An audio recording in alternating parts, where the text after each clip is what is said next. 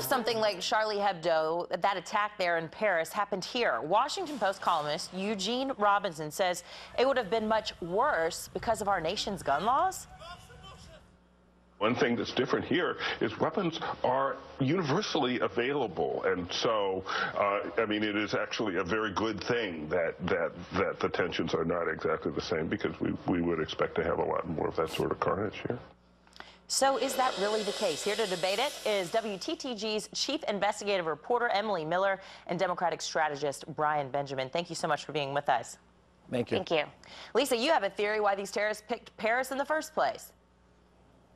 Emily, yes. Well, I think, as far as French gun laws, it's basically a gun-free zone. As we've seen in the United States, gun-free zones lure evil and crazy people like terrorists there because no one fights back. When you have a terrorist attack someplace where someone has a gun, or any kind of attack, any kind of public shooting, that's where they fight back. So gun-free zones like France, which unfortunately even the poor police aren't carrying guns, is just very attractive to somebody who's going to go in with a gun. And Brian, when we see terrible massacres happen in the United States, don't we see them in gun-free zones like schools and movie theaters? We do, but the concern we have to worry about are the lone wolves, and this is starting to pick up around the world. And my concern is because of the fact that we have the ability for these guys to just go into any gun show and just pick up guns legally. You could be on the terrorism watch list, pick up a gun.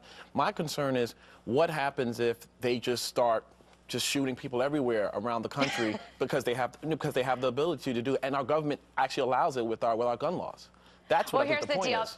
Well, no, here's the point. And Eugene Robinson, a Washington Post columnist, really should write this out in his explanation for this ridiculous comment that the Second Amendment puts us more in danger of terrorist attacks. It's the polar opposite. The Second Amendment is what keeps us safer from terrorist attacks because foreigners know we have guns. I'm a gun owner. I was a victim of a home invasion a few years ago. I decided to get a gun to protect myself.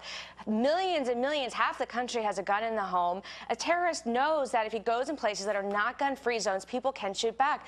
Like the guy the camera phone at this horrible crime when this policeman in Paris was shot in the head begging for mercy. The person who was taking that video, if they had been a concealed carry owner or like me, a gun owner, they could have shot the man, maybe put him on defense, but instead they just watched and took a video. So Brian, do you think that could have been the case? I mean, could the carnage have been reduced? Could 2 people have been killed instead of more than a dozen?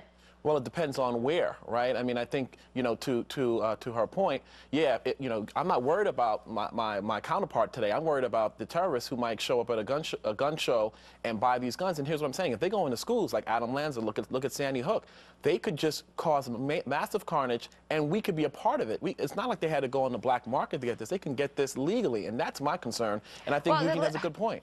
Well, absolutely. First of all, if they're illegal, we don't know. The word is apparently, according to our government, ISIS sleeper cells in the United States. If they are U.S. citizens, if they don't have a felony, if they don't have criminal background checks, absolutely they can get guns, just like the rest of us.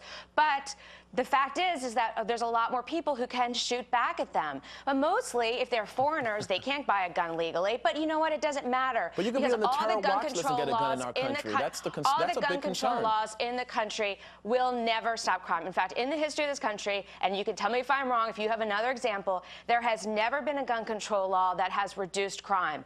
I can't think of any gun control law that prevents terrorists. Because you know what? If they're murderers, they don't care what the laws are already. Emily Miller and Brian Benjamin, we're going to have to leave it there. Thank you so much. Thank you.